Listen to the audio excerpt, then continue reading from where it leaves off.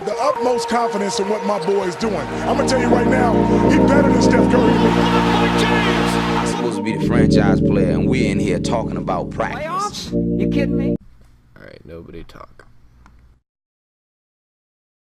Oh!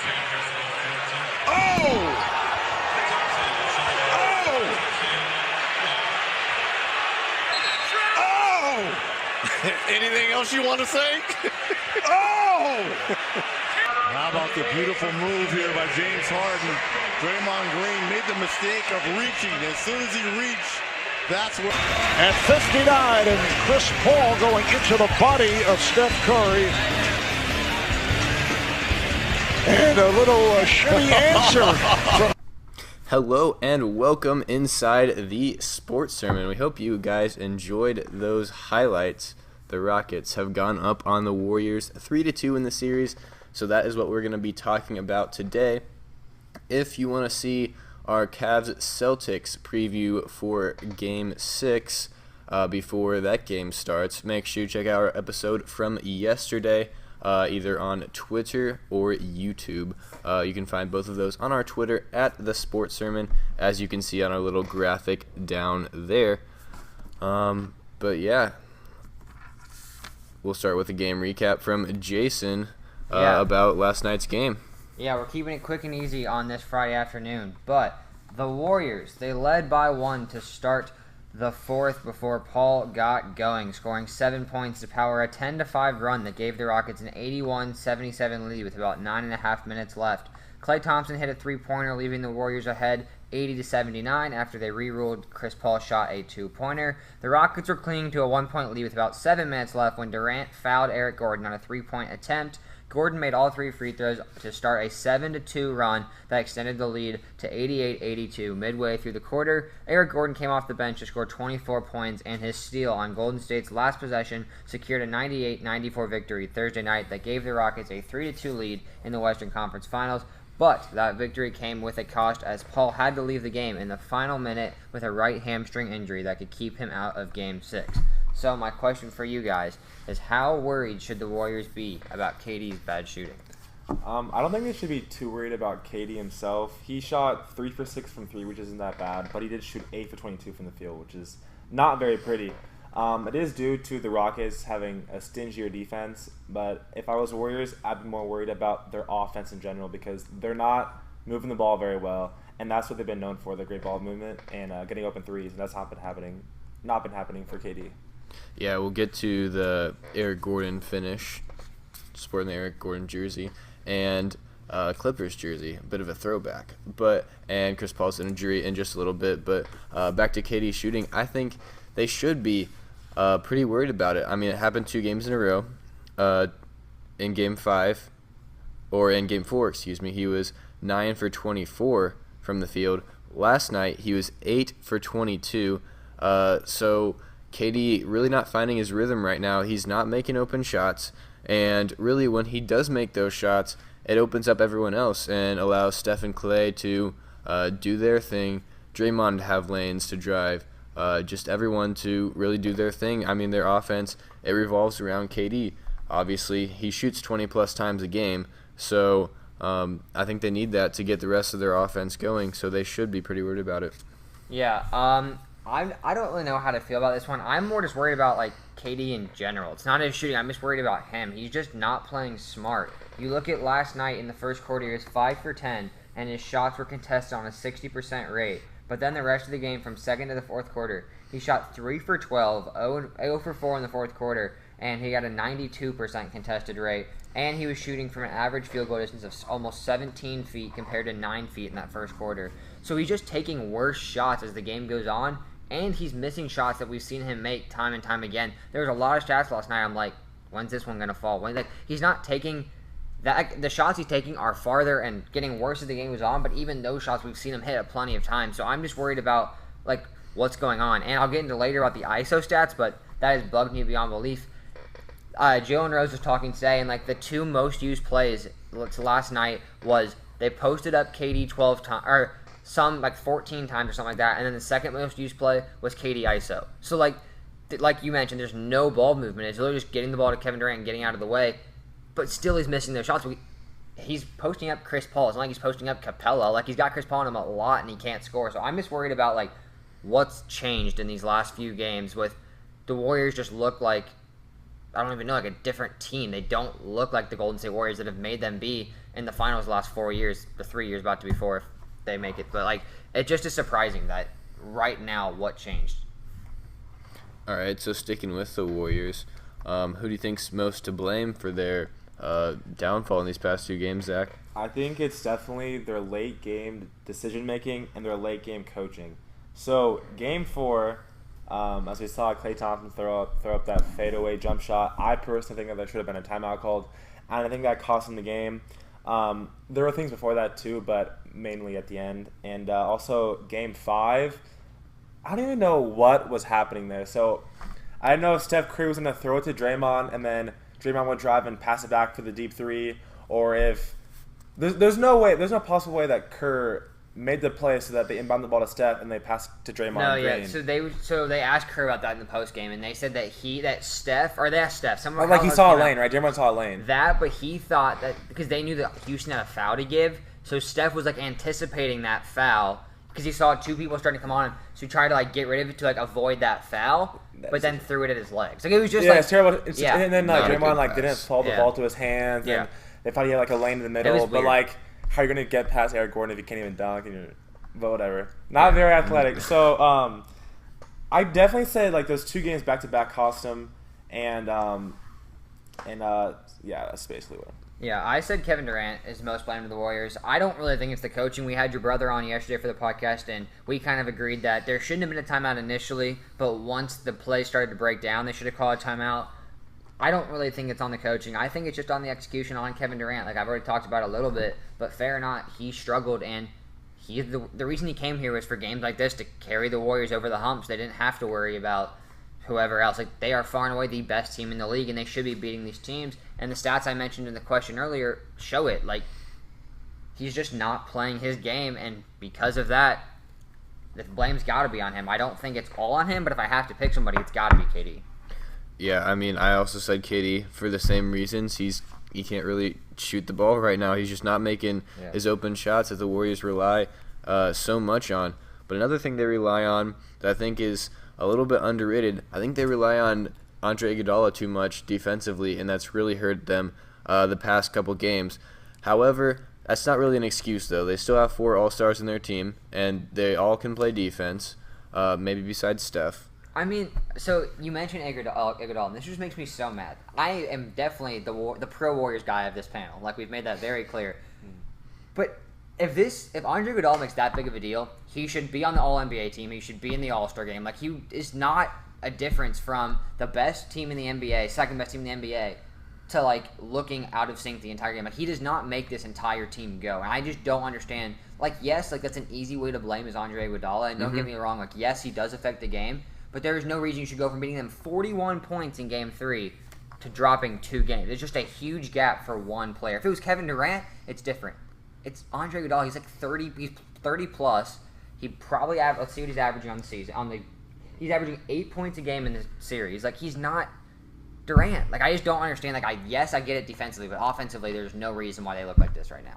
Yeah, I totally agree with you. Andre Iguodala, I don't know if they're just relying on him too much to be that glue piece or what's really going on with the Warriors. But let's get into it. What's better so far in this series, the Warriors or the Rockets D, or what's bad in the Warriors offense over these past 2 games? I would go with both. Kind of like a cop-out. But the Rockets have stepped up their defense, but I think it's a direct correlation to the terrible offense by the Warriors, how they don't pass the ball. As you said, just isolation after isolation, and not doing what they're known for. Like, they're out of sync, and Curry's shooting a lot of long threes towards the end of games and not making them right now. So, I'm in the same way where I'm kind of in the middle. Like, I think they obviously go hand in hand. They're struggling because the defense is better, and the defense looks better because the Warriors are struggling. Right. It's hard to really decipher which one's which, but if I had to pick one, I went with the Warriors' bad offense, and it's just this stupid ISO stuff that makes me so mad. Like, I am watching the game, like, getting mad at the TV. I'm like, why are they doing this? Like, the Warriors could beat the Rockets by 10, 15, 20 plus. Is it not coaching? It's not all coaching. You heard the sound clip where Kerr's like, trust your teammates. Did you guys hear that clip where I'm talking about where you told him, like, the Jordan story? Yeah. Like, dude, this cannot be all on Kerr. Yes, part of it probably is, but, like, if we don't see a turnaround tomorrow night, this series will be over. They have to start playing Warriors basketball, which isn't asking something crazy. I get so mad at this topic because, like, there's no reason for it. They were at home and they struggled. They were like, it's not like an away thing. They were at home. They looked like, it's just so frustrating. And I got this stat. Warriors, throughout the entire season, games when they've had more than 20 ISOs, there were just 3 in the regular season where they had more than 20. All 5 games in this series have had more than 20 ISOs. So, like, they're just going completely away from how they played. They're shooting 58% off of a pass if the shot comes directly off a pass, and 34% off of if they're just dribbling. So clearly the stats back it all up. Pass the damn ball. Like, it's so frustrating. The 2 most deadly parts of the Warriors is the Curry-KD pick and roll and the Curry and Draymond pick and roll. Like, it's literally what wins them games is because who do you stop in those pick and rolls? And they've never run it. Like, those last game situations we've talked about, it's not like they have 3 seconds. They have, like, 12. Yeah. Set up a KD and Curry pick and roll. KD had the ball, get the ball to Curry and set a screen. Like, it's just easy things where, like, I'm sitting here as, like, someone that wants to coach and all that. Like, why isn't this happening? It's just so frustrating. And so, back to the question. I know that was a long way to get back to the question. It's not even struggles. It's just dumb. Like, I don't even think it's, like, just shooting. Like, they're getting good looks, but, like, they get so much better looks. Then the shots fall. It's a completely different series. I still think you have to give some credit to the Rockets' defense, though, because they have defended the ISOs extremely well. Like you mentioned earlier, when KD gets matched up on Chris Paul for an ISO, Chris Paul's not giving him any room. He's contesting the shot. Yeah. Things like that have made the Rockets' D very good against the ISOs. Like you mentioned, they shot 34% off of ISOs. That was what it was? No, 34% like off of no pass. It doesn't have to be an ISO, but like you dribble, then shoot, or whatever. But yeah. Yeah, I mean, you still have to give the Rockets some credit for defending those well. So I still say the Rockets' defense has been a very important part. But and that's something that I was definitely wrong about. I mean, when we had our first podcast of the summer, I talked about how Chris Paul struggled and all that, and I think that was definitely, like, I've been very wrong on this series. I did not give the Rockets enough credit. I thought the Warriors, I told Zach before we did podcast, I thought the Warriors would win this in 5, and the game that the Rockets win would just be like, they shot well. Like, I've been very impressed with the Rockets. And it's because of that defense. We'll talk into more of that later when we talk about the shooting of Harden and all that. But this defense has been, they look like a legitimate best team in the league when they start playing that defense. And you expect James Harden to make some of these shots. He's not going to miss 23s again. Like, even if he hits 5 of those, how much is he beating the Warriors by? So just like, I was very wrong about the Rockets. I had to put that out there. Yeah, let's get into that, though. How worried should the Rockets be about Harden's bad shooting? Obviously, we talked about KD, who hasn't shot well these past couple games. But James Harden, 0 for 11 from threes last night. Yeah. How do you fix that? He's missed his last 20, which is crazy. But they asked D'Antoni about it in the post-game presser, and I thought it was funny. He said, like, I'm going to tell him to shoot 20 next game or something like that. Like, they want him just to keep shooting the ball, and that's what I think. I'm not too worried about it. They're beating the defending champs on their home floor, and when the Rockets are home. If he's going to play defense, take it while you have it. Like, you might as well have him focus on defense. They're winning without his shooting right now. Yes, the Chris Paul injury changes a lot. We'll talk more about that later. But in general, if they can win without James Harden shooting, have them keep focusing on defense. Yeah, as like a basketball player, definitely if you have like a couple games of being in a big slump, you gotta like shoot your way out of it. Shoot. If they rely on him to score, they've relied on him to score throughout the whole entire season. Yeah. So you don't just stop right now. You keep on shooting and it'll. Mm-hmm. I think he's fine. Yeah, I agree. I mean, you still have to have some level of concern, though, because the Rockets cannot have any slip-ups from Harden. And now that Chris Paul's out. In Game 6, yeah. Now that Chris Paul's out. But see, I don't remember who said this. I was listening to a bunch of sports talk today. This Game 6 doesn't really, like, matter to them. Like, if they lose, it's not a big deal, and if they win, it's just cookies. Like, you know what I mean? Like, Charles Barkley even said, he's like, are they even going to try for Game 6? Well, that's what Jalen Rose said, like, they shouldn't even bring Chris Paul, even if he can play. Like, before it came out that he wasn't, like, don't bring him. Like, keep him there, keep him in Houston. We'd rather have him more healthy for the next game. Like, this game doesn't matter for the Rockets, which sounds stupid. It's Game 6, but, like, they lose, they're at home. Like, if it was the other way around, it'd be different, but they get to go home. Right. I mean, my thing with the Rockets, though, is they can turn on the shooting at any time. You know, if they have a game 2 sort of came from Ariza and Tucker where they miss like one shot combined, like they're perfectly capable of doing that again. If Harden makes half of his threes, Eric Gordon has one of those. A third of his threes. Yeah, Eric Gordon knocks down like one of those 6 for 8 type of games. He's been the X factor. I'm be honest. He's been balling. Yeah. So we'll get into that actually in just a little bit. Yeah. But if all those guys really step up and have some good shooting nights, I mean, even the Warriors will have trouble competing even without Chris Paul. So I still think you have to try. You can't just completely I do too. You can't completely tank the game and not worry about it because I'm just saying it's not of because the potential for that. Yeah, I just mean like if they lose, it's not like all right, just the series over. It's all right, they have to go home. Like basically, there's nothing you lose by playing in Game 6. They're playing with house money. Yeah, exactly. Yeah, perfect way of saying it. Like there's nothing you're losing by playing. Yeah. All right, so we talked about Harden a little bit. Let's talk about him some more. Would you rather have one of those 35, 40-point performances that he put up, like in Game 1, or have some more defense from Harden and only get 10 to 15 points, kind of like the game from last night? I'd rather have the games where they win. So therefore, I'd rather have them play lockdown defense and 10 to 15 points. Because, I mean, they're up in the series with home court advantage. Yeah. And just the fact that we have to I know that what you get with Harden is a bunch of scoring and not very good defense. Yeah. And that's what know him for. Mm-hmm. But like the fact that like the supposed MVP, we're in the situation where you're choosing one. He is the MVP. Like, they're not going to give it to LeBron. Okay, he is the MVP. I know, yeah. I don't think he should be MVP. Whatever, but he's the league The fact MVP. that you have to choose between these two things, I think it's just stupid. I think you should be able to do both. You have to do both. Yeah, that's what I said. I mean, they're going to need both in Game 6. That's the thing is he doesn't. Like, if he scores, he lacks on defense. He needs to do both. Yeah. I mean, it's hard. It's hard to do both. To have the stamina to do both. LeBron does it. No, he does not. That is false. That is so false. In the Pacers and Raptors series, he did not play defense at all in either of those series. And we talked about it in the Cavs-Celtics. Now that he has to guard someone every possession, everyone can switch. Everyone can make a shot for the Celtics. And that's why he was tired, I think, in Game 5. This is what we're going to do. If the Cavs lose tonight, our Monday podcast will devote a 10-minute segment to having Zach tell us everything about how good LeBron was. Then we can have Q back on as our guest caller and back him up so they can get all of their Cavs stuff out for the entire summer.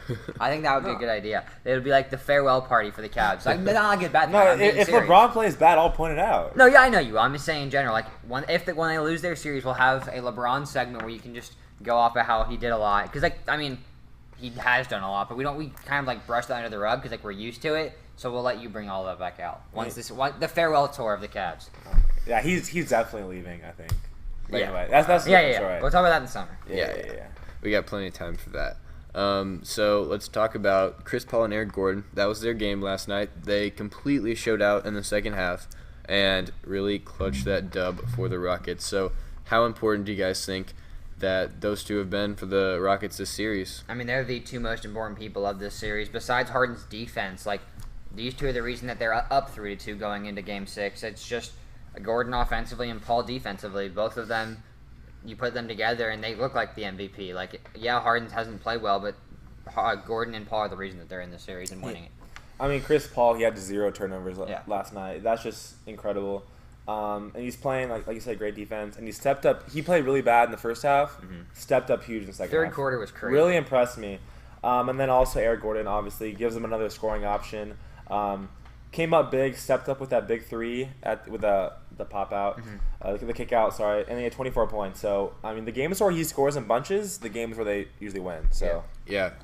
In the games they've won this series, Eric Gordon, 27, 24, and 14. And the losses, he had 11 and 15. Yeah. Oh, yeah. I think he said 14. What were the losses? 11 and 15. Yeah. So, I mean, I think you can almost add him into a big three with Harden and Paul. I think so. It's five games. The way he's played. The way he's played this series. All right, and hold on. Whose jersey are you wearing? Eric Gordon. Okay, baby. Make sure we have that bias in there. But, I mean, you can see the trust that D'Antoni has in him because he said publicly that he's going to play Chris Paul's role in Game 6. So we'll see how good of a distributor he is. We'll see how he does Game 6. If he plays good Game 6, we might talk about being a big three. But then you throw LeBron in there. Oh wait, we're talking about that in the summer. All right. All right. So let's talk about Chris Paul's injury. What do they have to do in Game 6 to make up for it? I just think you guys gotta have everyone locked in defensively, and like we said, Game 6 doesn't really matter. So I almost don't even know if we need to talk about it. Like, because you just gotta have the role players step up. Like, it's almost like the Cavs series. Yeah, you need Harden to score 45 and play defense. And play great defense. Gordon to put up at least 25, and then Ariza to put up like 20. So I think the game stays close. I do. I just feel like I don't know how they're gonna make up for it, but also like it's not that hard to make up for it. At the same time, like, I feel like it's like a weird because if they just play good defense, look, they can stay in any game. And that's the thing. It's like defense is so valuable in the NBA because if you can shut down this Warriors offense, like they haven't scored 100 points in in the last 2 games now. Like that's huge. And if they just keep playing defense, enough people I feel like will carry it. So I don't know. Yeah, I mean, if the Rockets jack up enough threes that if they keep the Warriors to under 100, they. Like D'Antoni wants him shooting 50 the next game. He said that in the presser. He wants him shooting 50. I literally don't blame him. I think that they should because obviously 3 is worth more than 2. The more threes you jack up, the more you're bound to make. So we'll see how that goes for the Rockets in Game 6. They've taken 194 threes in this series so far. The Crazy. Warriors have taken 148. So 50 more threes already. All right, so the Warriors are 10.5-point favorites for Game 6. Which way? Warriors minus or plus 10.5? I'm taking the Rockets. I think it stays close. I don't know why. I just have this weird feeling that the Rockets are going to keep it close and almost like wear them out because they've got this. We have nothing to lose. We might as well go out there and just play hard and try to win this 4 CP almost. So I think it stays close. I think the Warriors still win, which I'll talk about, but I think it's within 10. I think with Chris Paul being out, I think Warriors will win by more than 10.5. Yeah, I also do. I think it'll be a bit of a adjustment period. Although the Rockets do have nothing to lose, and I think that does play an impact. I think the Warriors at home, with their backs against the wall, they really show up in Game 6 and get a huge win. Yeah. Anyway, that's all we've got for you guys today. A little bit of a shorter podcast because we did already cover Cavs-Celtics yesterday. So again, if you want to go check that out, either check out our Periscope broadcast from yesterday, or you can go on YouTube and see that. If you don't want to watch the video, it's also on SoundCloud. It's just Sportz Sermon, not the Sportz Sermon for SoundCloud. So go check that out also if you just want to listen to it on your commute to work, on your way home from work, whatever it may be. Yeah, and next episode will be Monday. It'll be a bit of a midday episode. Yeah, 11 a.m. Yeah. And we're going to try and get, this isn't official yet, we're going to try and get owner and creator of Why So Quiet, Wyatt Metzger, in here to talk a little bit, probably about the finals, and start all that off. But if the Cavs lose, you can bet we'll have a Cavaliers segment for Zach. All right, so that's going to do it for today, and we will see you guys Monday.